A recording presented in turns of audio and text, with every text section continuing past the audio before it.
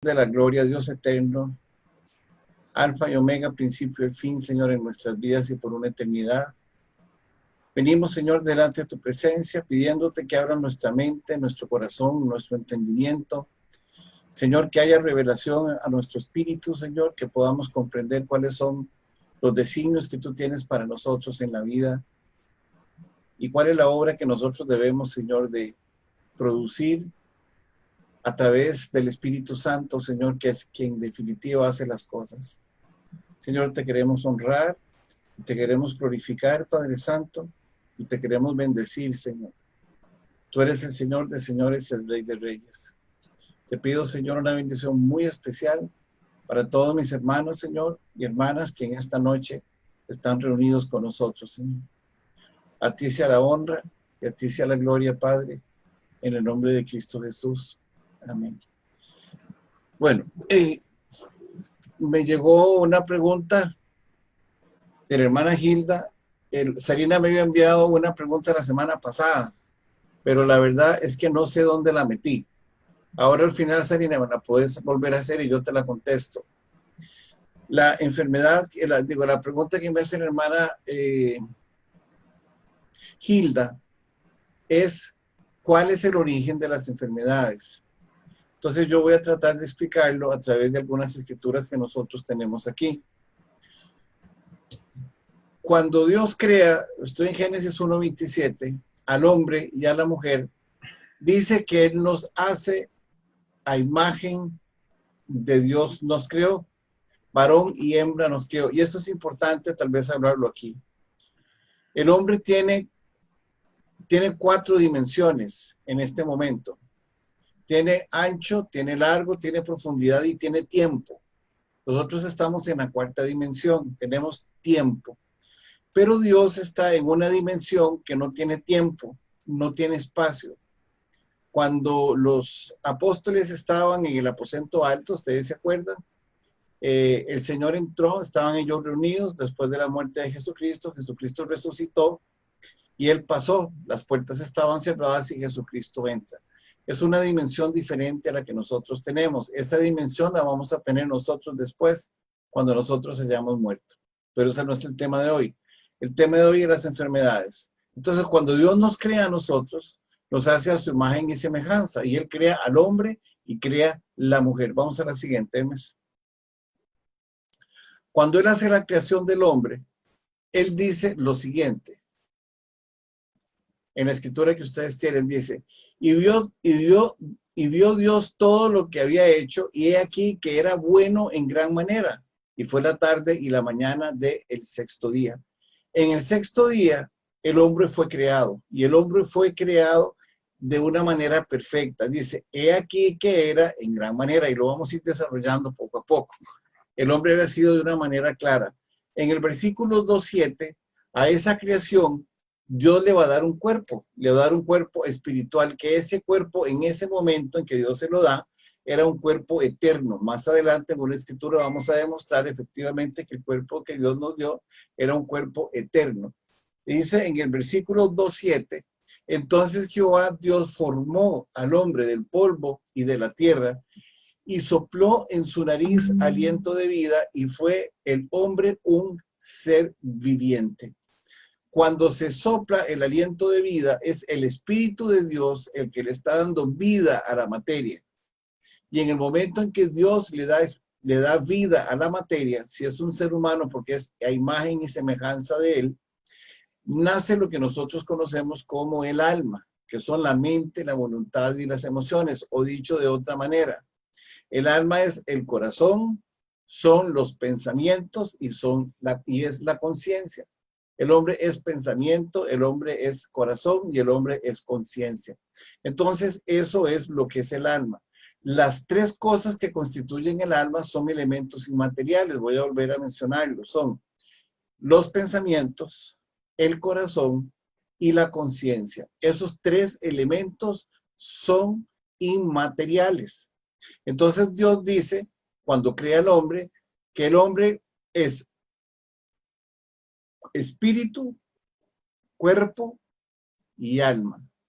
Entonces, cuando Dios lo crea, el orden que lleva es espíritu, alma y cuerpo. Quiere decir que lo que está manejando cuando el hombre es criado, la parte inmaterial del hombre, es el espíritu. Dios le hablaba al hombre, el hombre ordenaba su mente, su corazón y su conciencia, y físicamente, posteriormente a la instrucción, él ordenaba a su cuerpo y su cuerpo hacía. Cuando Satanás se da cuenta de eso, él tiene que tomar una decisión, y la decisión es apropiarse de la creación que Dios tuvo. Entonces lleva al hombre al pecado para invertir la ecuación que Dios tenía establecida originalmente, que era espíritu, alma y cuerpo. Al caer el hombre en pecado, los papeles se invierten. Entonces queda primero el cuerpo, posteriormente el alma, y finalmente quedará la conciencia o el espíritu de Dios.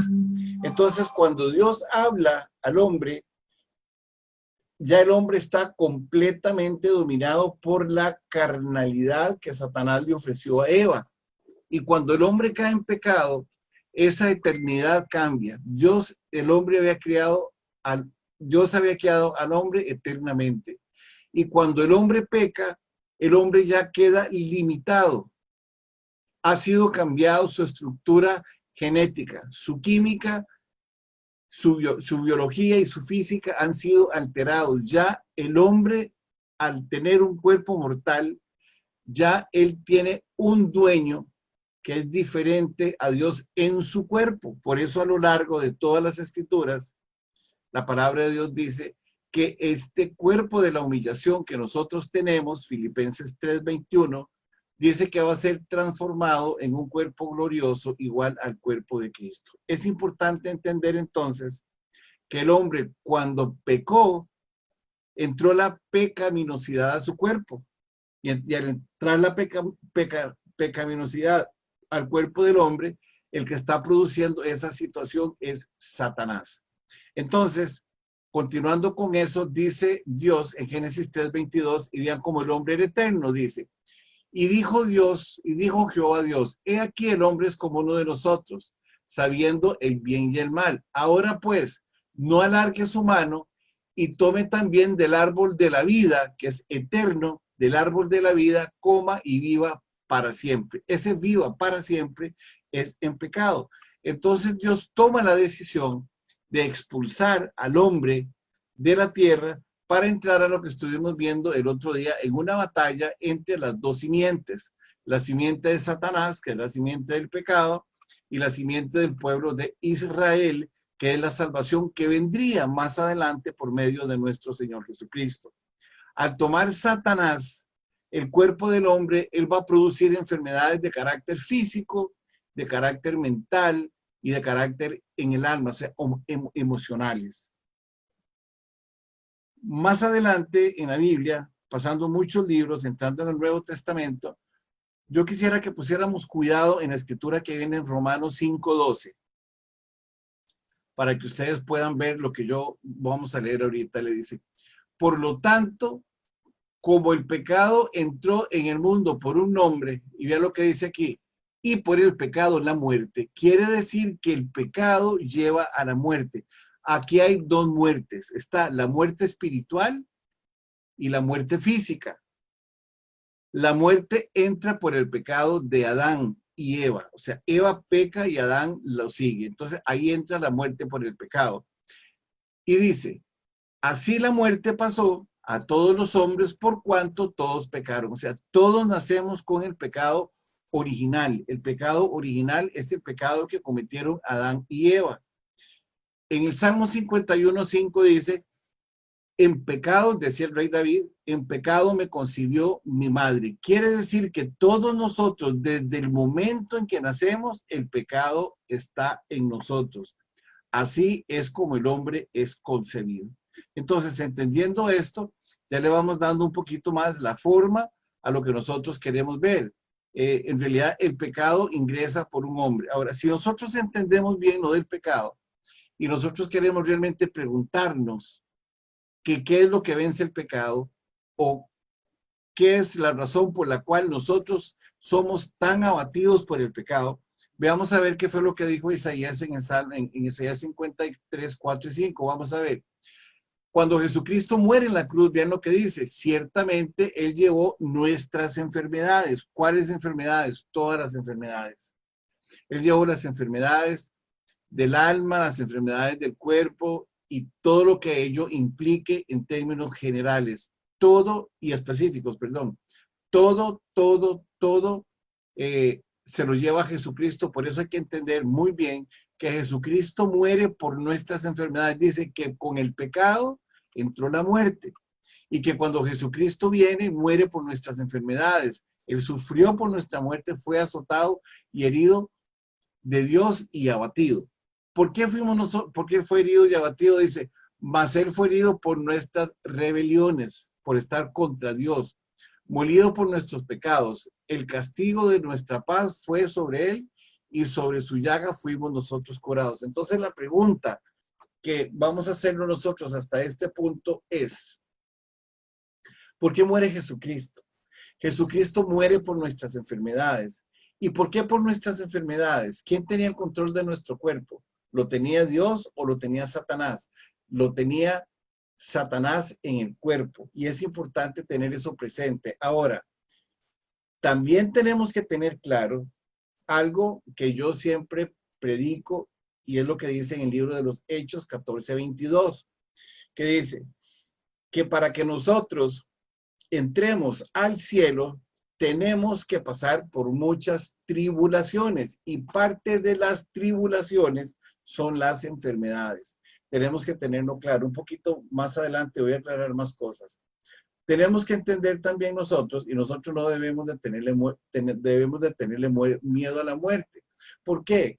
Porque a lo largo de las escrituras también se dice que nosotros gemimos en angustia porque el cuerpo nuestro va a ser destruido. Sí va a ser destruido, pero va a ser transformado. Recuerden lo siguiente, los cristianos nacemos 2 veces y morimos una. Nosotros nacemos del vientre de nuestra madre y nacemos del Espíritu para tener una vida eterna. Y vamos a morir, vamos a tener solo una muerte física. Y después de la muerte física vamos a seguir nosotros con vida porque tenemos el Espíritu de Dios en nosotros. Filipenses 3:20 dice que nosotros somos ciudadanos del cuerpo. Así es que la muerte no tenemos que tenerle miedo. Vamos a ver. Esto es importante que nosotros lo analicemos. Hay muchas consecuencias por las que viene la muerte o la enfermedad. Lo cierto del caso es que Dios nos puede dar a nosotros certidumbre de que nos puede curar.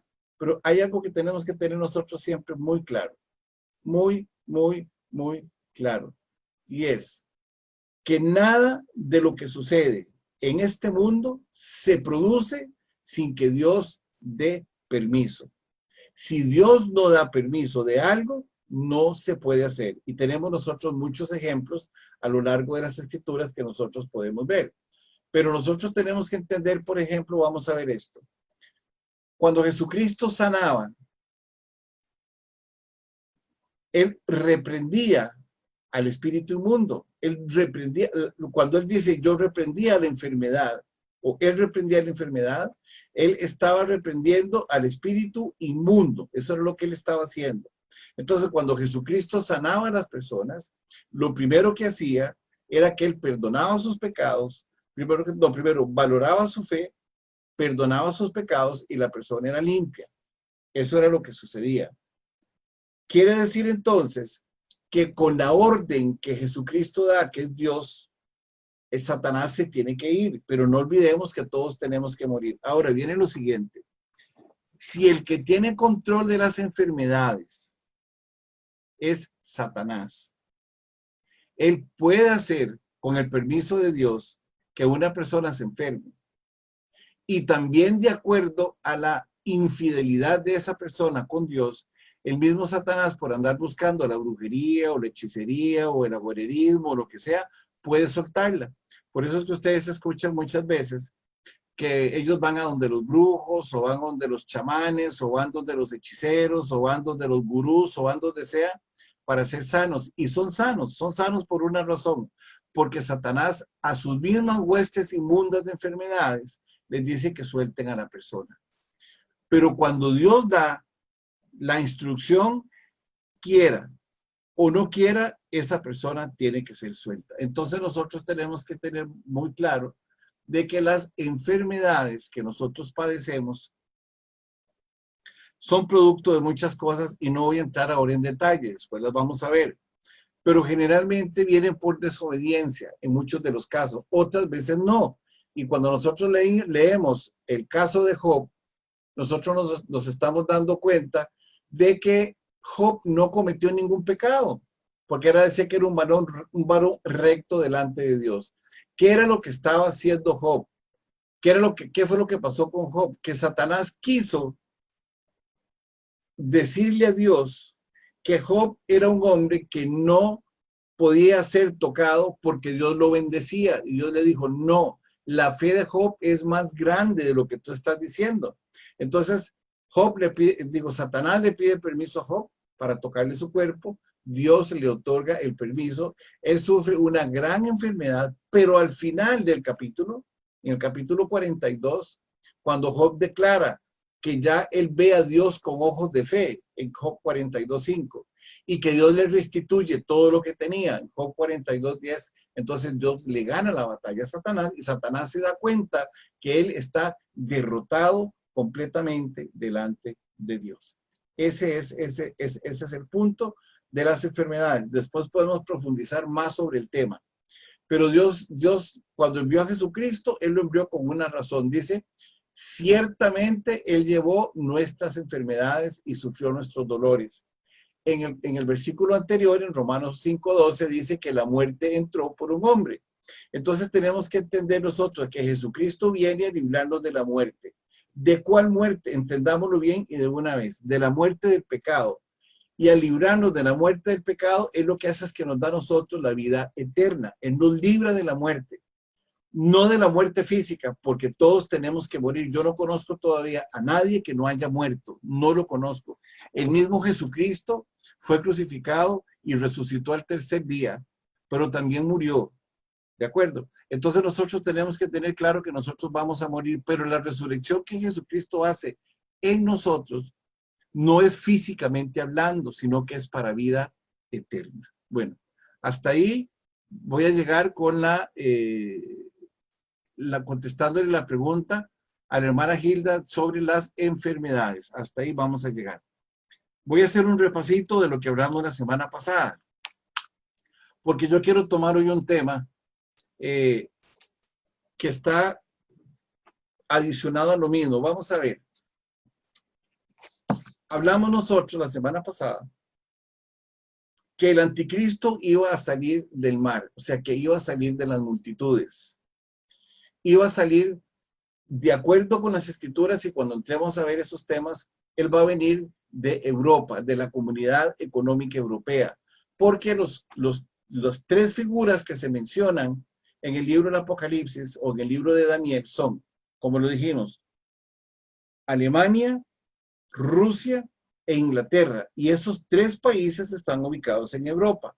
Quiere decir que la cabeza, que el cuerno pequeño que sale, va a salir de la Comunidad Económica Europea. Puede ser que ese cuerno pequeño que vaya a salir sea un judío o no lo sea. Se presume por todo lo que está escrito en la palabra de Dios que ese cuerno pequeño va a ser un judío, pero se presume, ¿de acuerdo? Tenemos que esperarnos a que el anticristo se manifieste. Mucha gente me pregunta a mí también que si ya se va a manifestar el anticristo. Eso nosotros no lo sabemos. Lo cierto es que cuando el anticristo se manifieste, ya la iglesia no va a estar. Y ese es un debate que yo he tenido con bastantes personas y que nos hemos ido poco a poco entendiéndolo para que ustedes puedan ver que la iglesia se va de acuerdo a mi doctrina, que se apega a las escrituras. La iglesia no va a pasar la tribulación, ni tampoco va a pasar la gran tribulación. Nosotros simplemente, la iglesia se va a ir arrebatada al cielo. Por eso hablábamos la vez pasada que hay tres posiciones. Está la posición de pre-tribulacionista, o sea, las personas que se van a ir antes de la tribulación. Esa es la posición que yo manejo bíblicamente. Hay otra posición que es mid-tribulacionista, que cuando se haya terminado la primera parte de la tribulación, la iglesia se va. Entonces, la primera se va antes de que empiece la tribulación. La segunda se va después de que haya terminado la tribulación. Y la tercera, que para mí no tiene sentido, es que la iglesia, o sea, nosotros vamos a pasar las señales, la tribulación y la gran tribulación. Cuando entremos a estudiar las iglesias, ustedes se van a dar cuenta de que tal vez, no sé si ese es el ejercicio ahí, y te vas y buscas en cualquiera de las escrituras la palabra iglesia. Y nos vamos a concentrar solamente en el libro del Apocalipsis para que ustedes tal vez vean un poco lo que yo trato de decir. Hay muchas maneras de demostrarlo, pero les voy a enseñar una. Borrate esa de ahí. Ok. Ahora andate directamente a Apocalipsis. Ahí está. Dale. Vean que la palabra Apocalipsis, sigue bajando. Toda está en Apocalipsis 1, 2 y 3. En Apocalipsis 1, 2 y 3 se están definiendo todas las iglesias. Sigue bajando. La última iglesia que está es la iglesia de la Odisea. Ya lo van a ver ustedes aquí. Y en la... Ok, seguí bajando. En la iglesia de la Odisea ya no se menciona más la iglesia. El último capítulo es 3:22. Ya la palabra iglesia no aparece en el 4, 5, 6, 19. Se va, sino hasta el último capítulo y va a ser una mención de la iglesia. Jesús he enviado a mi ángel para daros testimonio de estas cosas en las iglesias. Dice, yo soy la raíz y el linaje de David. Eso aparece en el 5:5. La estrella que resplandece en la mañana. Quiere decir que la palabra iglesia desaparece a partir del capítulo número 3 del libro de Apocalipsis. Quiere decir que la iglesia ya no está en la tierra, ya la iglesia se fue. Después vamos a ver eso con más profundidad. Pero entonces, entendiendo nosotros los conceptos bajo los cuales estamos hablando ahorita, la iglesia se va a ir, la iglesia ya no va a estar. La persecución es solamente para el pueblo de Israel. Después también lo vamos a argumentar mucho más. Pero, mientras el anticristo no se manifieste, nosotros no estamos en la tribulación y la iglesia de Cristo Jesús no se ha ido. En el momento que se vaya va a aparecer. Y es importante entender lo siguiente. Cuando la iglesia se va, de acuerdo al libro de Segunda de Tesalonicenses, capítulo 2, es porque el Espíritu Santo ya no está en la tierra. El Espíritu Santo ya se fue. Si el Espíritu Santo ya se fue y ya no está en la tierra, ¿cómo va a ser la iglesia u otra iglesia o los judíos o los gentiles de ese momento para ser arrebatados? No puede darse eso. Eso no se puede dar. Por eso son argumentos más fuertes que vamos a ir viendo nosotros más adelante. El tema en estos momentos es que estoy hablando del anticristo. Y el anticristo ya les dije que van a ser de la Comunidad Económica Europea, ya sea de Inglaterra, toda la comunidad económica europea gobernada por Alemania o por Rusia, que es Magog. Puede ser por uno de esos lugares donde el anticristo venga. Vamos a ver algunas de las características que tiene, porque ya ustedes tienen el estudio en sus manos. Va a ser un personaje con muchísimo poder político. Él va a salir de las multitudes. Él va a dominar las multitudes. Va a ser un político que tiene mucha sabiduría. Y aquí quiero yo aclarar algo. En estos momentos, en muchísimos de los países del mundo, por ejemplo, en Costa Rica, para poner un ejemplo donde yo estoy, todo el mundo está ya cansado de ver que el gobierno o los gobiernos, porque no es uno, no toman las decisiones correctas y están permitiendo que muchas cosas acontezcan, igual que en México, igual que aquí en Estados Unidos. Y la gente está demandando que llegue una persona que tenga carácter para hacerlo. Esa persona va a ser el anticristo a nivel mundial. Porque cuando el anticristo entre a gobernar los primeros 3 años y medio, el ingreso del anticristo se va a caracterizar porque él va a reconfirmar un acuerdo de paz entre Israel y los árabes. Ese acuerdo de paz ya se firmó en 1978. Ese acuerdo de paz lo firmaron 3 personajes, Anwar el-Sadat, Menachem Begin por Israel, y el tercero lo hizo Jimmy Carter. Ellos 3 firmaron el acuerdo de paz. Y cuando nosotros estemos estudiando Daniel 9, 24 al 27, hay una profecía que se refiere a los tiempos de la tribulación y de la iglesia, que después lo vamos a estudiar, donde dice que se reconfirmará el pacto. Quiere decir que cuando usted habla de reconfirmar, quiere decir que ya se firmó. Y efectivamente el pacto ya se firmó. Lo que se va a hacer ahora es que se va a reconfirmar. El pacto se va a reconfirmar y entonces es donde el anticristo se va a mostrar. Durante ese periodo de tiempo, lo que va a cesar es la violencia en el Medio Oriente entre los israelitas y los árabes. Los árabes tienen la mayor riqueza petrolera del mundo conjuntamente con Venezuela, que están aliados. México también tiene mucha riqueza petrolera, pero el que tiene las mayores riquezas minerales del mundo es Israel. Y eso es lo que toda la vida se han peleado, además de doctrinalmente hablando. Toda la vida se lo han peleado. Anteriormente el territorio de Israel, que siempre fue dado por él, era ocupado por los palestinos y estaba en un fideicomiso. Israel antes de 1948, 47, estaba en un fideicomiso con los ingleses. Cuando ellos están decidiendo si Israel pasa a ser, si ese territorio pasa a manos palestinas, o ese territorio pasa a manos de los israelitas, Dios hace un milagro y eso pasa a manos de las israelitas y se cumple una de las profecías más grandes de la Biblia, que es que después de la caída del pueblo de Israel con Nabucodonosor, en el libro de Daniel, en el capítulo 1, y estamos hablando aquí más o menos 500 o 600 años antes de Cristo. Desde ese momento para acá, el primer gobernante profano, el primer gobernante que no fue puesto por Dios, se llamó Nabucodonosor y estaba, repito el nombre, en Babilonia. Ahí es donde empieza el gobierno de los gentiles sobre el pueblo de Dios. Y ese gobierno no se va a quitar, ese gobierno va a llegar hasta el final de los tiempos. Ya han pasado 2000 años de la iglesia y faltará el plan milenial también. O sea, falta tiempo para que todo eso se llegue a cumplir. Pero esa va a ser la función del anticristo, cuando el anticristo entre a gobernar, porque las naciones lo van a pedir. Además de que hay movimientos mundiales muy grandes para que ellos se establezcan. Ese personaje va inicialmente a propiciar la paz, va a propiciar a que el pueblo de Israel construya el templo de Jerusalén por tercera vez.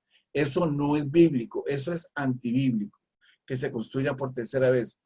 Pero no solamente se va a dar eso, sino que cuando fue destruido el templo de Herodes, que narró Jesús en el capítulo 24 de Mateo y que se dan las fechas en el libro de Lucas, capítulo 21, que fue destruida la iglesia y no quedó piedra sobre piedra, sino que todo fue destruido, de acuerdo con la profecía, por Tito, por el emperador Tito. No volvieron a haber más sacrificios, porque cuando se destruye el templo de Herodes, y ese fue el quinto templo que construyeron, porque no era el mismo templo de Jerusalén, ese lo construyó Herodes y era una belleza de templo, de acuerdo a lo que yo he leído. Se perdieron todos los libros de las genealogías y las cronologías de los judíos. Entonces ya no saben ellos de a dónde vienen, porque todo se perdió. Ya no saben si eran de la tribu de Leví, o si eran de la tribu de Judá, o si eran de la tribu de Isaacar, o si eran de la tribu de Benjamín, o si eran de la tribu de Daniel, o si eran de la tribu de Dan. Eso se perdió, por eso no han habido más sacrificios después de que el templo de Jerusalén se destruyó. Se van a renovar o reanudar nuevamente los sacrificios. Y el anticristo que va a estar gobernando el mundo, que dicho sea de paso, va a traer mucha bonanza económica en el mundo, va a llegar un momento en que él mismo va a entrar al templo y va a sacrificar a un marrano en el templo, dicho en costarricense, un chancho, va a sacrificar un marrano y entonces va a desperdigar toda la sangre en el templo y lo va a contaminar y entonces va a empezar en ese momento, ahí va a empezar la gran tribulación. El libro de Daniel y el libro de Mateo lo denominan como la abominación desoladora. Así va a empezar el anticristo. Muy bien. Entonces, algunas de las características que tiene el anticristo con lo que nosotros estamos estudiando es lo siguiente. Déjenme ver para ver si hacía preguntas, porque sí me imagino que hay un montón. Ok. Vamos a retomar el tema. El anticristo viene y nace de las multitudes. Ya yo les dije que iban a ser de acuerdo con las profecías bíblicas en Europa. Él no va a nacer ni en China, ni va a nacer en Israel, él va a nacer en Europa, de acuerdo a como se narra en el libro de Daniel. Después lo vamos a ver más claro. Ese anticristo es un hombre que tiene mucha sabiduría, tiene un gobierno confederado. Un gobierno confederado es muchas naciones juntas. Y eso se lo da la Comunidad Económica Europea, como les dije a ustedes, Gran Bretaña con el Brexit y Rusia. Ellos se van a juntar y se van a confederar. Y ese es el gobierno que va a tener el anticristo. Va a tener autoridad.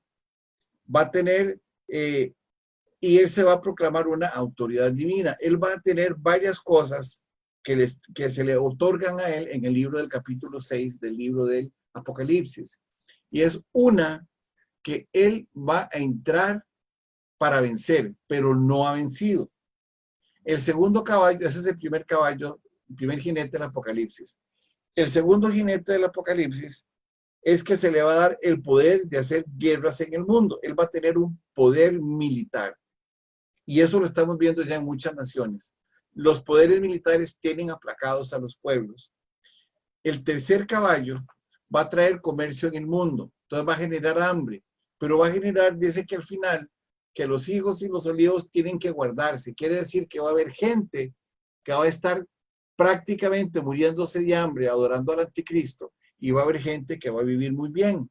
Entonces, el comercio mundial es una de las herramientas que él va a tener. Y el tercer caballo es el poder de la muerte. Él va a tener la autoridad para matar a las enfermedades y se va a llenar todo durante toda esa enfermedad, durante todo ese tiempo de pandemias. Va a haber muerte por doquier, por lo que nosotros después vamos a estudiar en el capítulo 8. Esa es la característica que nosotros vamos a ver del anticristo. El anticristo, además, yo les di a ustedes en las hojitas un proceso. El primero va a gobernar el poder de Oriente. Ya lo vimos, el poder de Oriente sería lo que nosotros conocemos como Inglaterra, lo que conocemos nosotros como la Comunidad Económica Europea y lo que nosotros conocemos como Asia. Después de que se conquiste el continente asiático a través de la Comunidad Económica Europea, que ya existe, se va a firmar el pacto entre Israel y los árabes y va a tener un control completo del Medio Oriente. Eso es lo que va a hacer. Cuando él haga la invasión al templo de Jerusalén, lo que él va a hacer es que va a tomar el control y ahora va a perseguir al pueblo de Israel. Eso estaba en el capítulo 12. Esto que estoy repasando, hablando ahorita, ya todos ustedes lo tienen. Él va a empezar a perseguir el pueblo de Israel. Cuando él entre al poder, lo que él va a hacer es que él va a tomar su poder de lo que se llama la gran ramera o el falso profeta, y entonces él le va a pedir al falso profeta que se le dé adoración. Eso es lo que él va a hacer y se le va a otorgar. Cuando se le otorgue ese poder que el falso profeta o la falsa religión le va a otorgar, él se va a considerar un Dios en sí mismo y va a pedir que se le adore como tal. El paso número 7 es que él va a gobernar las naciones por un periodo muy corto. Y como dicen las escrituras, en una hora va a ser destruido completamente lo que es la gran ramera y lo que se llama la Babilonia. En una hora va a ser todo destruido. Finalmente de eso una destrucción viene lo que nosotros conocemos como la batalla del Armagedón, que es donde todos los reyes de la tierra, todos, absolutamente todos los reyes de la tierra, se confabulan para pelear contra Cristo, y Jesucristo viene con los huestes celestiales, con los ángeles, y los van a derrotar y los van a despedazar, y Él va a proclamarse la victoria. Y es importante que ustedes vayan aprendiendo algo en el Apocalipsis. El Apocalipsis no es secuencial. El capítulo 1 no sigue al 2, ni el 2 sigue al 3, ni el 3 sigue al 4. Eso no es así. Cuando estamos hablando de la guerra del Armagedón, la guerra del Armagedón se menciona en Apocalipsis 11:15, se menciona en Apocalipsis 16:16 y se menciona en Apocalipsis 19, del 11 al 19. ¿Qué quiere decir esto? Quiere decir que Apocalipsis tiene muchos momentos en que se está explicando el final del mismo. Entonces, en Apocalipsis 11:15 dice que todos los reinos han pasado a ser de nuestro Señor Jesucristo, en el 11:15. Lo mismo dice en el Apocalipsis 19:11, que Jesucristo vino y los destruyó a todos. Y en el capítulo 16 se habla del libro del Armagedón. Pero todo esto que les estoy diciendo lo vamos a ver con detalle. Yo se los estoy mencionando porque les estoy hablando del anticristo. Bueno, voy a seguir. Y el primero que se va a ir al lago de fuego es el anticristo. Él es el primero que se va. El segundo que se va es el falso profeta. Hablábamos de la herida de muerte.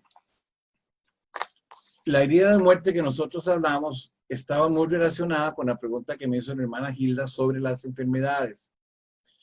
Dios tiene la autoridad para ordenarle a Satanás que se vaya. Él tiene toda la autoridad para hacerlo.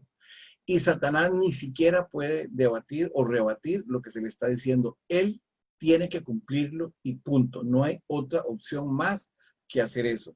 Pero también él, con sus hijos, que son los como dice Juan 8:44, los hijos de Satanás, que son los que andan en el pecado, él les otorga el beneficio, porque a él le fue dado, de darles riquezas materiales y también de sanar a las personas, pero sanarlas no como Cristo las sana perdonando los pecados, sino que quitando las enfermedades de la carne. Eso es lo que él hace. Entonces, los milagros que habla aquí,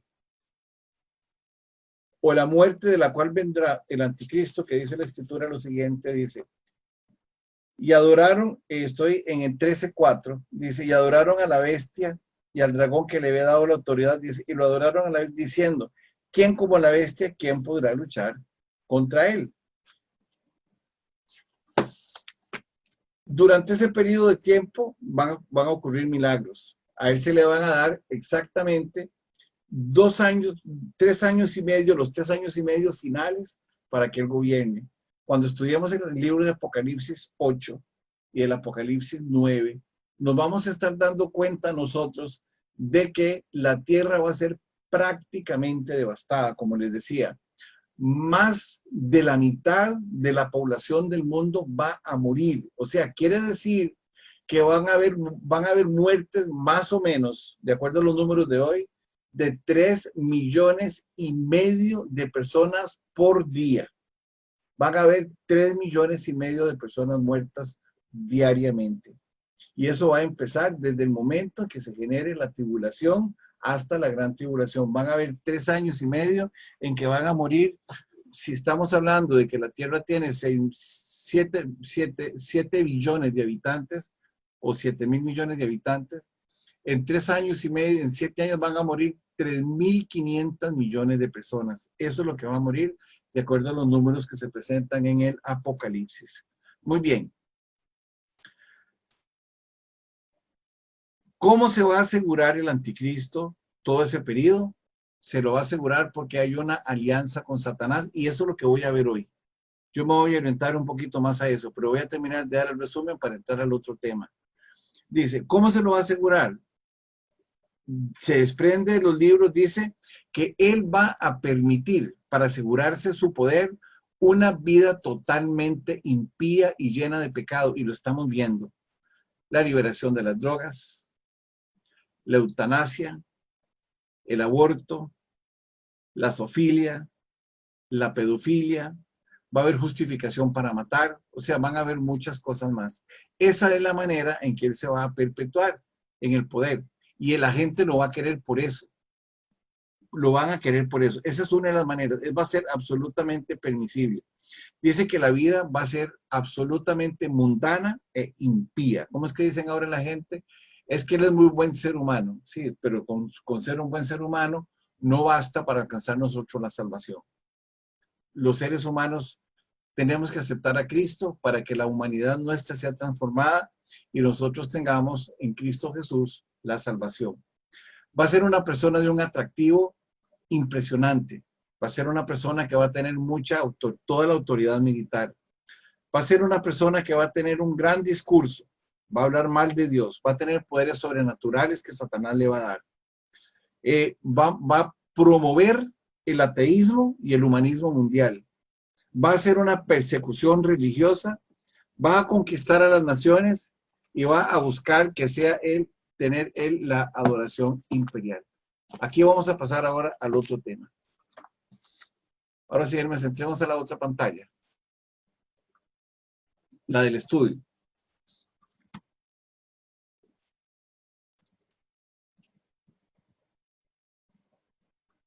Muy bien. Dice aquí. Es importante entender lo siguiente. ¿Por qué es que el anticristo anti es contra? Es importante entender esta parte que vamos a explicar hoy, porque para que usted entienda quién es el anticristo, yo voy a hacer toda una secuencia de escrituras y una serie de preguntas, como siempre lo hacemos, para irles respondiendo a ustedes poco a poco cuál es la razón del anticristo. La razón del anticristo es que hay un libro en la Biblia que se llama el libro de Daniel. El libro de Daniel narra, y es exacto en lo que está narrando, desde el momento en que el primer imperio humano tomó el control en el mundo. El primer imperio humano que lo tomó fue Babilonia. Entonces Babilonia fue el primero que tomó el control en el mundo y empieza siendo narrado por el libro de Daniel. Dicho sea de paso, el libro de Daniel del capítulo 1 al capítulo 6 no fue escrito por Daniel, Daniel lo narró. Y del capítulo 1 al capítulo 6 en el libro de Daniel fue escrito en arameo. Daniel escribe del capítulo 7 hasta terminar el versículo 12. Ahí está Daniel. Daniel tiene en Nabucodonosor un sueño y el sueño no le gusta a él y no sabe cuál es el sueño. Entonces él manda a llamar a sus secuaces y les dice que él quiere que le interpreten el sueño, pero no saben cuál es el sueño. Yo a ustedes les mandé una estatua. En esa estatua él está viendo que tiene la cabeza de oro, tiene los brazos de plata, tiene el pecho de bronce, tiene la cintura y la mitad de las piernas de hierro, tiene las partes bajas de los pies mezclados con barro y con hierro, y finalmente hay una roca que se desprende que parte toda la estatua. Cuando esa roca se desprende, que parte toda la estatua, están cayendo todos los imperios y ya lo vamos a ver. Entonces vamos a ver, el imperio babilónico ya cayó. Los medos y los persas como imperio ya cayeron. El imperio griego ya cayó. El imperio romano no ha caído. Lo que pasa con el imperio romano es que se mezcla con el mundo. Por eso se habla de hierro y por eso se habla de barro. Hay una alianza entre el imperio romano y el imperio gentil. Y ese imperio, ese matrimonio se da así, se da en el libro de Apocalipsis, en el capítulo 2, con una iglesia que se llama la iglesia de Pérgamo, que significa la iglesia que se casa con el mundo. En ese momento es que nace el imperio que nosotros estamos viviendo hoy, que es un imperio que mezcla el mundo con el hierro. O sea, hay una violencia marcada por sostener doctrinas que no son correctas. Y después vamos a ver que Satanás se encargó a través de la historia de establecer distintas corrientes. Voy a apurarme porque ya vi que voy lento. En el libro de Daniel 2 se narra que dice, mientras miraba, voy a leer nada más lo que está en color amarillo. Mientras miraba, estabas mirando hasta que una piedra fue cortada con una mano e hirió la imagen en sus pies de barro y barro cocido, de hierro y barro cocido, y la desmenuzó. Ese que están hablando ahí lo van a aclarar más adelante, ese es Jesucristo. Y dice en el versículo 44, dice así, dice, en los días de los reyes, el Dios de los cielos levantará un reino que jamás será destruido, que es cuando Jesucristo venga a juzgar al mundo, dice, ni será el reino dejado a otro pueblo. O sea, dice, ni será el reino dejado a otro pueblo. Nadie va a tomar el lugar de Dios, solamente Cristo. Y si usted, cuando tenga esta nota en sus manos, por favor, subraye esto. Él no va a poner a nadie más a que gobierne su iglesia, dice, ni será el reino dejado a otro tiempo, a otro pueblo, dice, desmenuzará y consumirá a todos estos reinos, pero él permanecerá para siempre. Eso significa que va a destruir otra vez a los persas, digo, a los babilonios, a los medos y los persas, a los griegos, a los romanos y a la mezcla que se ha hecho en el mundo entre los romanos y los gentiles, o los paganos, por decirlo de alguna manera. Dice, de la manera que viste que del monte fue cortada una piedra, y la piedra, y aquí el tema es la piedra, dice, no con mano. O sea, la piedra que es Cristo no está formada con mano de hombre. Y es importante este otro término. Jesucristo no fue hecho con mano de hombre. Por eso dice aquí, de la manera que viste que del monte fue cortada una piedra, no con mano, la cual desmenuzó el hierro, o sea, no con mano. Jesucristo vino siendo el Hijo de Dios y es Dios. Él va a desmenuzar el hierro, el bronce, el barro, la plata y el oro. Dice, el gran Dios ha mostrado al rey lo que ha de acontecer en lo porvenir, y el sueño es verdadero y fiel y su interpretación. Entonces, lo que Dios está diciendo aquí es que va a haber un reino eterno a través de Jesucristo que no le va a ser entregado a los hombres, y que va, como les dije a ustedes, el primer gobierno gentil sobre la tierra fue el de Babilonia, y se narra en el libro de Daniel. Desde ese momento, estamos hablando de 560 años antes de Cristo, hasta el día de hoy, no ha gobernado nadie más que los gentiles el mundo. Y cuando me refiero a los gentiles, estoy hablando de aquellos que no creen en el Señor Jesús. Sigamos bajando, Ernest. Ahora, vamos a entender un poquito la tentación del monte, pero hoy lo vamos a ver más escatológicamente que como nosotros normalmente lo vemos. Nosotros lo vemos siempre desde una perspectiva distinta. Y hoy lo vamos a ver como la perspectiva que realmente se tiene que ver desde la escatología. Vamos a ver entonces. Dice, entendiendo la tentación del monte. Y repito aquí, vámonos un momentito a enfocar el título que tenemos nosotros, para que no lo pierdan de vista. Al puro principio. No, al puro principio. Aquí está. Lo que estamos hablando es quién es la roca. Eso es lo que estamos hablando. Y dice, entendiendo las escrituras. Y hablamos del anticristo. Vamos a ver qué es lo que el anticristo ha querido hacer con la roca, pero lo vamos a ver desde la perspectiva del futuro, desde la perspectiva escatológica, no de la perspectiva de la predicación regular, de la interpretación normal. Ahora sí, bajemos. Hermes. Dice así, hablando en Lucas, lo pueden también lo pueden ver en Mateo, pero Lucas dice así, Jesús, lleno del Espíritu Santo, volvió del Jordán y fue llevado por el Espíritu al desierto. Al desierto es un periodo de prueba. Eso significaba que lo llevaron. ¿Cuánto tiempo lo llevaron? 40 días. Dice, y cuando usted está en un periodo de prueba, dice, Satanás viene y lo tienta. Durante todo ese periodo de tiempo, dice, no comió nada en aquellos días pasados, los cuales tuvo hambre. Y entonces, cuando usted está en la prueba y usted está en la necesidad, es cuando viene Satanás y lo va a tentar y le dice así. Entonces el diablo le dijo, si eres el Hijo de Dios, di a esta piedra que se convierta en pan. Todavía no he demostrado a ustedes quién es la piedra, ya lo vamos a ver. Pero ¿qué es lo que está diciendo aquí?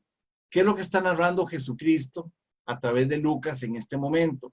Está diciendo que el demonio o Satanás viene y le dice a la gente que si quieren comer, que se olviden de Jesús, que es la piedra. Si quieren comer, que se olviden de Jesús. Les está diciendo, di a esta piedra que se convierte en pan. Entonces Jesucristo le dice, hablándole de la vida eterna, le dice en el 4, y Jesús respondiéndoles dijo, escrito, o sea, ya eso lo habíamos visto en varias oportunidades, escrito está, no solo de pan vivirá el hombre, sino de toda palabra de Dios. Cuando está refiriéndose a esto, está hablando de la vida eterna, no solamente de pan vivir el hombre. Se está refiriendo a que el hombre ya tiene la vida eterna y que para mí el vivir es Cristo y el morir es ganancia. El hombre no tiene por qué preocuparse del pan que le está ofreciendo el mundo. Tiene que preocuparse de la vida eterna. Vamos a ver qué dijo en el libro del Éxodo. En el libro de Éxodo dijo lo siguiente, cuando el pueblo era perseguido por los egipcios. Dijo, y te aflijo, y te afligió. Estamos hablando de el faraón. Dice, y te hizo tener hambre. Ellos tuvieron mucha hambre. Pero dice aquí, y te sustentó con maná. O sea, Dios no los abandonó. Dios les dio el maná. Y el maná es Jesucristo. Cuando él dijo, yo soy el pan de vida. Jesucristo es el pan de vida. No es el pan el alimento, como dicen en el Padre Nuestro. El Padre Nuestro dice, danos el pan nuestro de cada día. No se está refiriendo al pan material. Se está refiriendo al pan espiritual, porque a través del pan espiritual, que es lo que está escrito en la palabra de Dios, Él nos quita a nosotros el pecado del mundo. Dice, y sustentó con maná, comida que tú no conocías, ni tus padres la habían conocido, para hacerte saber que no solo de pan vivirá el hombre, mas de todo lo que sale de la boca de Jehová vivirá el hombre. Entonces la pregunta es, ¿de qué vive el hombre? El hombre vive de todo lo que sale de la boca de Dios. Dios le habla al hombre, el hombre lo manda a su espíritu lo manda a su alma y su alma es la que ordena su cuerpo. 5 dice, y le llevó a un monte más alto y le mostró, ¿qué le mostró? Todos los reinos de este mundo. Esa es la manera en que Satanás quiere. Primero, quiere ocultar a Cristo, quiere que nos olvidemos de la palabra de Dios y Jesucristo le dijo, yo soy la piedra y yo doy la vida eterna. Y escrito está. Ahora vamos a la segunda. Y le dijo, y Dios lo llevó al monte más alto y le mostró que todos los reinos de la tierra. Él está mostrando todos los reinos de la tierra porque Él es el príncipe de este mundo. Y aquí viene la parte que debemos de tener clara. Y le dijo el diablo, a ti te daré esta potestad, que es un derecho, y la gloria de ella dice, porque a mí me ha sido entregada. No dice que es de Él. Dice, a mí me ha sido entregada y a quien yo quiero la doy. Estamos viendo la actitud del anticristo. El anticristo va a poner a la gente a que no busque a Dios, a que no clame a Dios. Él no quiere los verdaderos cristianos. Él quiere que las personas lo adoren a Él. Y vamos a ver qué sigue aquí. Y le dijo el diablo, a ti te daré esta potestad y la gloria de ellos. Estoy leyendo el versículo 6, le dice, porque a mí me ha sido entregada y a quien yo quiero la doy. Y le dijo en el 7, si tú postrado me adorares, todos serán tuyos. En esta postrado me adorares, ustedes se acuerdan de los 3 amigos de Daniel que fueron lanzados al horno de fuego. Vamos a ver por qué fueron lanzados al horno de fuego. Dice así, el versículo 1 dice, Nabucodonosor hizo una estatua de oro. Estamos hablando del periodo de los babilonios. Dice, cuya altura era de 60 codos. ¿Qué significaba 60? 60 significa, de acuerdo a Génesis 25-26, una nueva generación. Quiere decir que esa estatua se estaba levantando porque iba a empezar una nueva generación de gentiles, de impíos. Dice, y su anchura era de 6 codos. ¿Qué significaba el 6? El 6 significa número de hombre. Quiere decir que va a empezar una nueva generación de hombres. Dice, y la levantó en el campo de Dura, en la provincia de Babilonia. Y Babilonia es la gran ramera. Quiere decir entonces, interpretando esto con la información que ya ustedes tienen, que a partir de Nabucodonosor va a empezar una nueva generación gobernada por los hombres que tienen su origen en la gran ramera que es Babilonia. Y habíamos hablado que la gran ramera aparece en el capítulo 11 del libro de Génesis y allá aparece perfectamente bien la definición de lo que es religión. Leanlo de Génesis, Génesis 11 del 1 al 8. Ahí ustedes se van a dar cuenta que Dios confunde las lenguas. Y dice, y les dijo el rey de Babilonia, y cualquiera, estoy leyendo lo amarillo en el versículo 6, y cualquiera que no se postre y adore inmediatamente será echado dentro de un horno de fuego ardiendo, lo que va a ser el anticristo. Cualquiera que no lo adore a él va a ser echado en un horno, va a ser castigado. La Biblia dice que vamos a ser decapitados. En el 17 dice, he aquí, dicen los judíos, Sadrach, Mesach y Abednego dice, he aquí, nuestro Dios a quien servimos puede librarnos del horno de fuego ardiendo. Dice, y de la mano, oh rey, y de tu mano, oh rey, nos librará. Ellos no están dudando de que Dios los va a hacer. Y efectivamente nos mandan al horno, porque ellos estaban oponiendo a Nabucodonosor, que iba a empezar una nueva generación de gentiles, siguiendo las doctrinas de la gran ramera, que ya lo vimos en el versículo 1. Dice, entonces dice, él nos librará. Cuando él manda a que el horno de fuego sea calentado 7 veces más de lo normal. Aquello era terrible. Y cuando Nabucodonosor está viendo al horno de fuego, él ve que hay 4 personas danzando en medio del fuego. Y esas 4 personas que están danzando en medio del fuego son Sadrach, Mesach y Abednego, que son los amigos de Daniel, y había un ángel con ellos. Entonces el rey se asusta y manda a abrir el horno.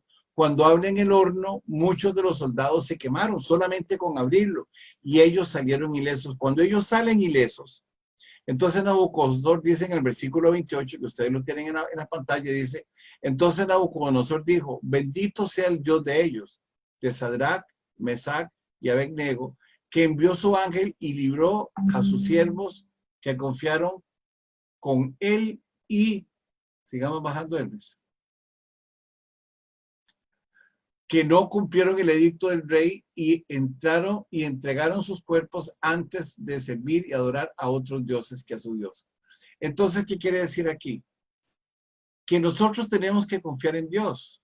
Ya había sido escrito hace 2560 años antes de ahora que eso iba a suceder. Y eso es lo que va a suceder y eso está dirigido al pueblo de Israel. Finalmente, ya vimos entonces que Satanás primero quiere quitar a Dios y a Jesucristo del centro y quiere ponerse él, y lo va a hacer por hambre.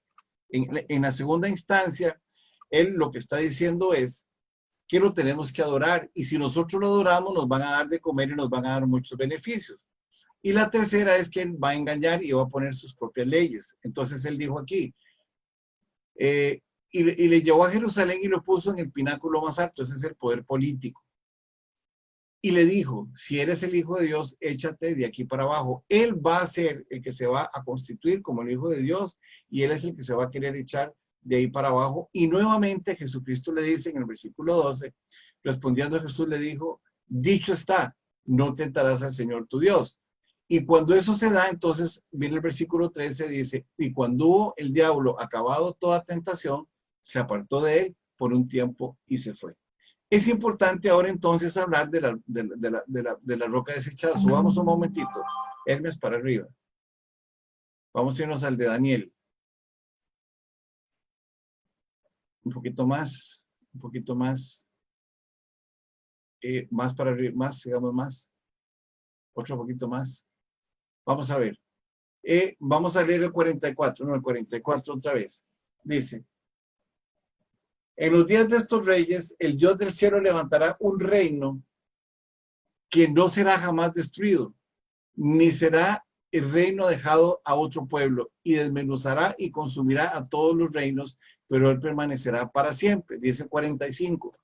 De la manera que viste que el monte fue cortado, una piedra, y esa piedra es Cristo.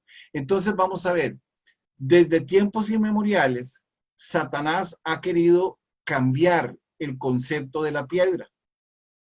Ya vimos en la tentación del monte que él quiso que Jesucristo le cambiara la comida por la piedra, o la roca, que también es lo mismo. Piedra y roca son lo mismo. ¿De acuerdo?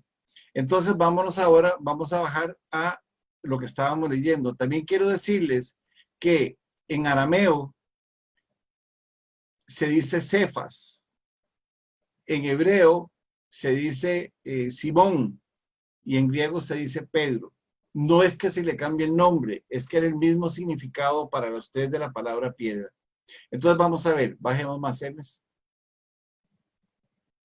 Cuando estamos hablando de la piedra, de la roca desechada, que es lo mismo que la piedra desechada, la primera confusión que establece Satanás es la verdadera iglesia. Y aparece en Mateo 16, 18. Dice así: y yo también te digo, Jesucristo le está diciendo a Pedro, que tú eres Pedro, y sobre esta roca edificaré mi iglesia. No dice edificarán mi iglesia. Entonces le dice, y las puertas del Hades no prevalecerán contra la iglesia. Le dice, tú eres dice, y tú eres Pedro, le dice, yo también te digo, tú eres Pedro, y sobre esta roca edificaré mi iglesia. Quiere decir que Jesucristo es el que va a edificar la iglesia, no la va a edificar nadie más. Pero aquí la palabra que empieza en dificultad y que se apropia la iglesia, que se casa con el mundo, es a tomar el derecho de que la roca la tiene una persona. En otras palabras, lo que tratan de decir es que Jesucristo vino a edificar una iglesia para entregársela a un hombre, que acabamos de ver en el libro de Daniel. Dice que él no compartirá su gobierno con nadie. Entonces no es cierto. Lo primero que quieren quitar es la roca. En primera de Pedro 5, que el mismo Pedro lo está diciendo, dice, acercándose a él, piedra viva, quiere decir que no ha muerto. La piedra viva es Cristo, dice, desechada ciertamente por los hombres. ¿Qué es lo que han hecho los hombres? Desde los tiempos inmemoriales, lo que ellos han hecho es que han desechado a Cristo Jesús, dice, mas para Dios escogida y preciosa.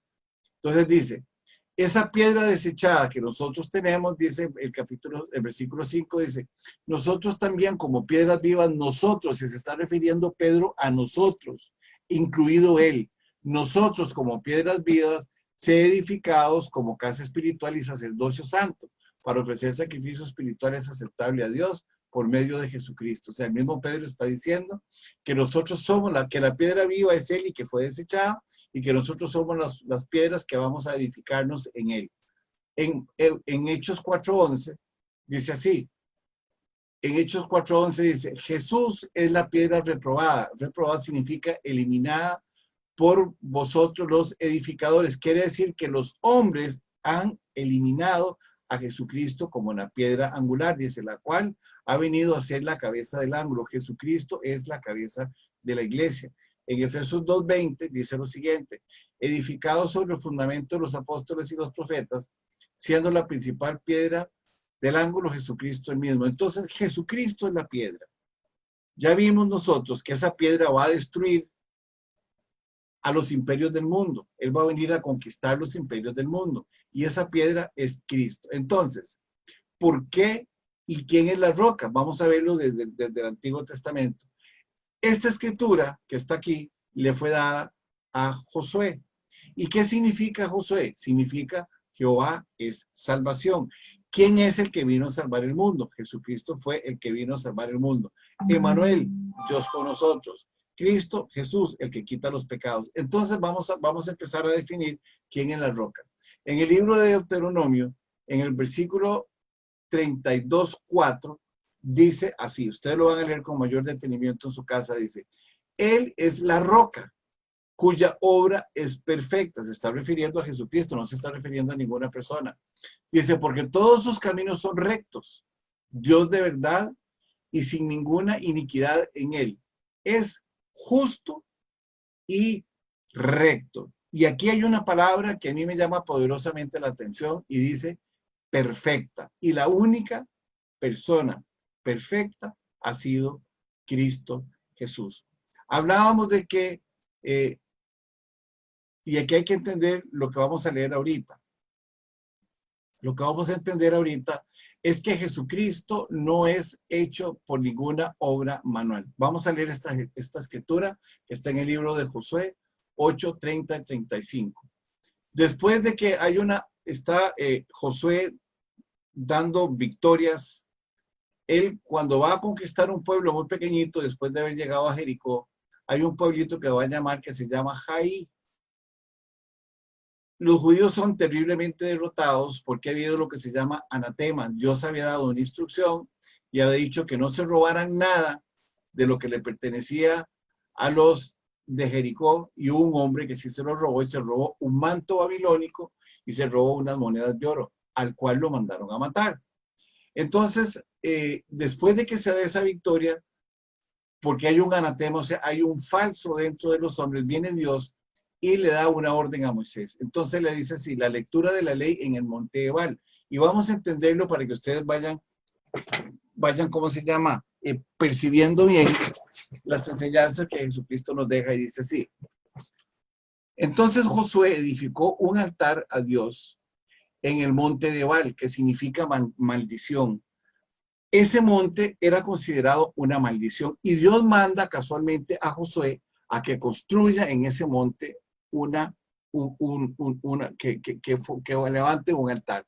Y le dice, como Moisés, siervo de Dios, lo había mandado a los hijos de Israel, como está escrito en el libro de Moisés, y aquí hay que entrar con pinzas para entender, dice, un altar de piedras, un altar de piedra. La piedra es Cristo, las piedras es la iglesia.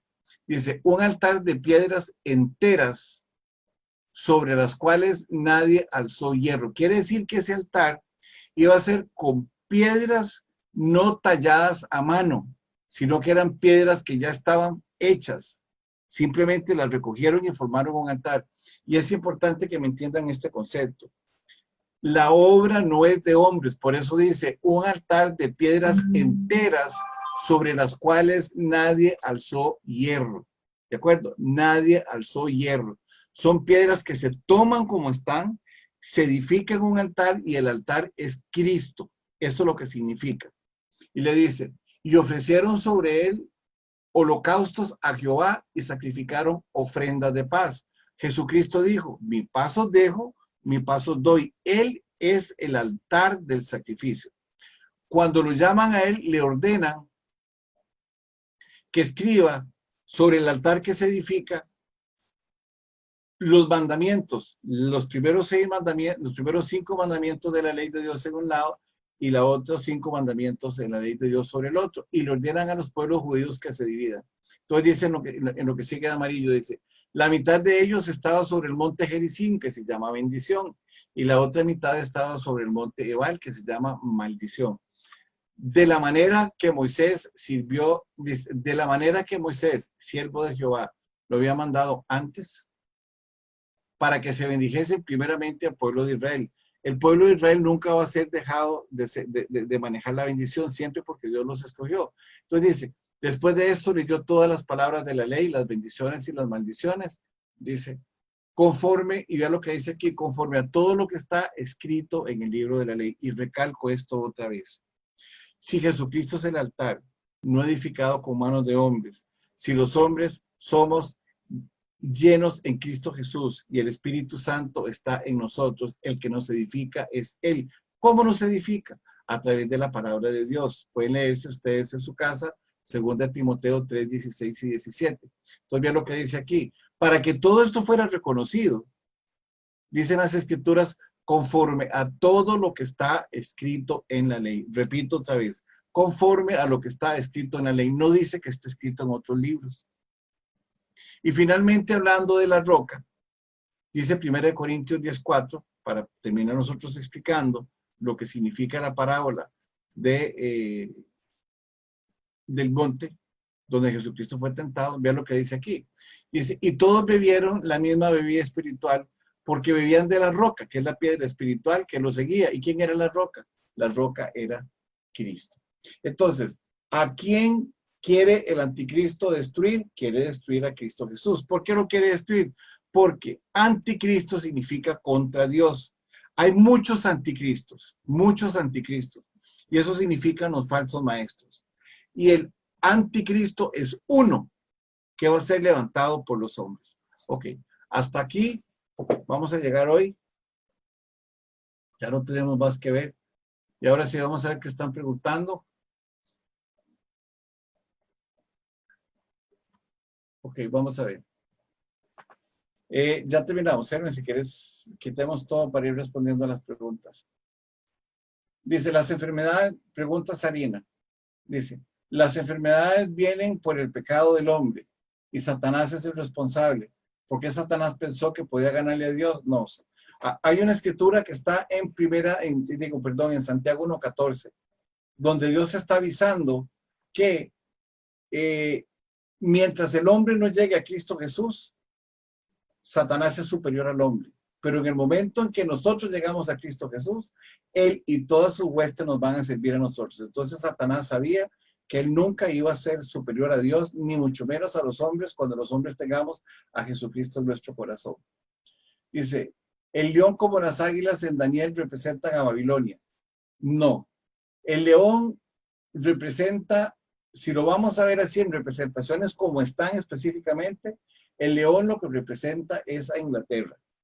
Y el águila va a representar el evangelio de Daniel, porque Babilonia es representada por el oro, que ahora es Irak. Entonces, la pregunta es, ¿el león como las águilas en Daniel representan a Babilonia? No. Babilonia está representada por el oro. El estatua que es la cabeza del estatua de Nabucodonosor. Él está representado por el oro. Dice, en el milenio ya pasó el Armagedón. ¿Qué es la última batalla? Es casualmente la batalla del Armagedón, que aparece también en Apocalipsis 20, a partir del 7, si no me equivoco. Después de que Satanás se suelte por 1000 años, ahí es donde se va a dar la batalla del Armagedón. Entonces la batalla del Armagedón aparece en Apocalipsis 11, Apocalipsis 16, Apocalipsis 19 y Apocalipsis 20. Todos esos pasajes que están ahí se refieren al mismo momento, pero todos significan lo mismo, y va a ser la última batalla. Dice, estoy batallando mucho con el internet. Bueno, eso ya pasó, no sé si lo vieron. Me queda clara la reconstrucción del templo. Si no es bíblico, ¿por qué se tiene que dar? Porque Dios lo permitió, simple y sencillamente. No está dentro de las profecías. Es como que nosotros dijéramos que ¿por qué se construyeron los jardines colgantes de Babilonia? Porque los babilonios lo quisieron construir, pero no por ninguna otra cosa más. O sea, las cosas se dan porque tienen que darse. Vamos a ver. El papel del falso profeta no lo hemos estudiado todavía. Lo vamos a estudiar en la clase que viene. ¿De dónde va a salir? Va a salir del mundo. Dice, ¿cuál es su relación con el anticristo? Él es el que le entrega el poder al anticristo para que el anticristo sea adorado y considerado como un dios. En el panorama final, cuando emerge el anticristo, el que lo va a apoyar a él es el falso profeta. Ok. Dice, el anticristo va a tener mucho poder económico, lo va a tener todo. Va a declarar paz a través, o sea, primero el anticristo va a promulgar el pacto entre Israel y los árabes. Y va a haber paz. Y él va a gobernar las finanzas del mundo y las finanzas del mundo van a tener un auge. ¿Qué es lo que el mundo está esperando que él tenga? Por eso el mundo le va a creer. Sarina, dice, la Iglesia Católica mantiene vivo el Imperio Romano. Sí, el Imperio Romano no ha caído. El Imperio Romano se mantiene. Laura, Satanás tergiversó lo de Pedro. Los católicos creen que la roca es Pedro y que ahí se edificó la iglesia. Exactamente, eso es lo que hicieron. Ya ahora ustedes entienden que lo que se ha querido eliminar de las escrituras es casualmente el concepto de Cristo, la roca. Anticristo significa contra Cristo. Y lo que Satanás quiso hacer desde el principio, en Mateo 4 y en Lucas 4, era eliminar a la roca que era Cristo para sustituirlo por la comida. Él provee comida física y Jesucristo provee comida espiritual. Seguimos. No, ya terminamos. ¿Hay más preguntas? ¿Todos están claritos? Porque si quieren pueden hacer alguna pregunta. Nada más abren el micrófono y la hacen. Helen, ¿tienen preguntas? No es una pregunta, sino que es como una observación. Dale. En todo esto de la enfermedad, bueno, yo soy oncóloga y trabajo mucho con la muerte, ¿verdad? Sí. Entonces, en lo que yo he visto en mi experiencia es que cuando los pacientes les diagnostican una enfermedad oncológica, un cáncer, muy pocos son curables, pero usualmente yo lo que he visto es como una enseñanza, una llamada de atención de Dios, que Ajá. les pide que en un inicio el paciente pues no lo reconoce, pero conforme va pasando el proceso, ellos se dan cuenta que algo estaba mal, que tenían que cambiar, ¿verdad? Algo en su familia, algo en su vida personal, etcétera. Usualmente los pacientes que logran descubrir esto no es que se curan, pero su proceso de la enfermedad es más llevadero, sufren menos, ¿verdad? En Correcto. cambio, hay otro tipo de pacientes que entran en un enojo, nunca ven esto como una lección o una llamada de atención o no lo buscan, y su proceso de la enfermedad es muy doloroso, es muy cruel y muy rápido. Son los que más fácil se mueren y se mueren por cosas que nada que ver, se mueren horrible. Entonces, cuando hablan de que cura, a mí me es un poco difícil porque son muy poquitos los que se curan realmente y a veces hemos tenido pacientes que decimos, bueno, ya salió, no tiene enfermedad, está libre de enfermedad y pasan 2, 3 meses, un año y vienen con enfermedad ya no curable, ¿verdad? Hay otros que son casos diferentes, como el que yo le contaba al paciente del esófago, que vamos a ver cómo evoluciona. Pero entonces sí es como que eso me distorsiona un poquitito la explicación de la sanación. Ujú. Es que vamos a ver, hay una cosa importante. Eh, Nosotros debemos de entender que la muerte es inevitable. La muerte es inevitable. Y hay muchos casos en la Biblia donde el pecado del hombre nos lleva a llenarse de tumores. En 1 Samuel capítulo 5, si no me equivoco, un pueblo se roba el arca de Dios y ellos reciben por esa situación eh, enfermedades de tumores. Así específicamente lo dice. Pero el tumor viene, por eso yo le dije, viene por muchas razones. O sea, generalmente una persona cuando peca, y eso nosotros todos lo tenemos claros, es porque se aparta de la mano de Dios y entra en una mano que no es la mano de Dios. Y esa persona va a entrar en un proceso muy complicado porque, como decís vos, ya no va a batallar con fe, sino que va a batallar en sus necesidades. Yo me acuerdo cuando he estado en los hospitales, ¿verdad? Que yo era ¿cómo se llama? Un huésped muy frecuente en el hospital. Yo le preguntaba a las enfermeras de que cuando una persona es cristiana, ¿cómo muere? Y la respuesta que me daban ellas es que siempre muere con mucha paz. ¿Verdad que sí? ¿Qué es lo que sucede entonces? Lo que sucede es que el cristiano pierde el temor de la muerte. Conforme se va, yo ya había aceptado la muerte. Para mí la muerte no era ningún problema. Para mí la muerte era simple y sencillamente el paso que seguía para alcanzar a Dios. Y así lo vi siempre y yo salí. Yo salí del cáncer que yo tenía. Pero yo le preguntaba a las enfermeras y siempre me llamaba la atención y les decía, cuéntenme ustedes cómo muere una persona que está en Cristo Jesús. Me dice, todos mueren en paz. Sin excepción, todos mueren en paz. Entonces, si nosotros comprendemos, como decía el libro de Romanos, que el pecado entró, la muerte entró por el pecado de Adán y Eva, pues obviamente hay un descontrol que está establecido. Ahora, ¿todos tenemos que morir? Sí, todos tenemos que morir. ¿Un niño muere antes de nacer? Sí.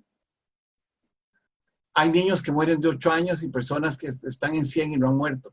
Pero es que la voluntad de Dios es así. La pregunta es, ¿cuándo muere uno?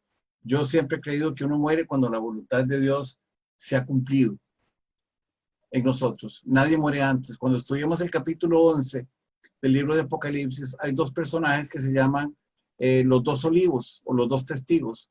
Ellos van a morir hasta que ellos hayan predicado completamente la palabra de Dios a todos los judíos en el libro del Apocalipsis. Antes no van a morir. Nadie muere en la víspera. Ese señor que estabas viendo vos, el paciente que habíamos conversado, ya iba a morir y Dios no lo permitió. O sea, Dios utilizó recursos que él mismo creó para sanar a las personas. Entonces las personas, todos tenemos que morir. O sea, digamos Pablo, ¿qué más testimonio que el de Pablo o que el de Pedro o que el de los apóstoles? Todos murieron igual. ¿Y cómo murieron? De una manera terrible. ¿Quiere decir eso? ¿Que Dios no los amaba? No quiere decir eso. Lo que Dios dijo es que para mí el vivir es Cristo y el morir es ganancia. O sea, ellos murieron sabiendo que la seguridad que ellos tenían de llegar a Cristo Jesús era total y absoluta, como dice el libro de los Hebreos en el capítulo 11. Muchos salieron creyendo que volverían, predicando la palabra de Dios. Y no fue así, todos murieron. Había una historia que se contaba de las memorias que se recogían cuando estaban en el Coliseo. Y dice que estaba un señor anciano con su nieto y los tiraron al Coliseo Romano.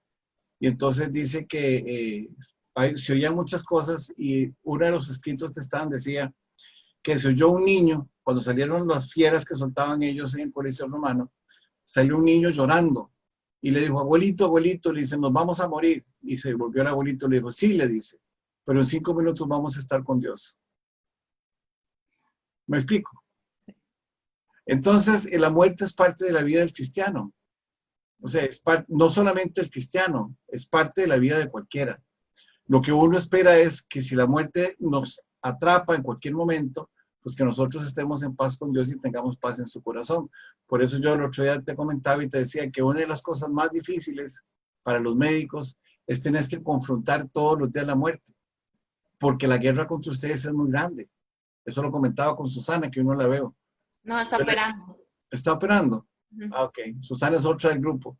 Yo le decía a ella que la batalla era muy grande, porque hay bloqueos en ustedes, hay momentos difíciles, hay desesperanza.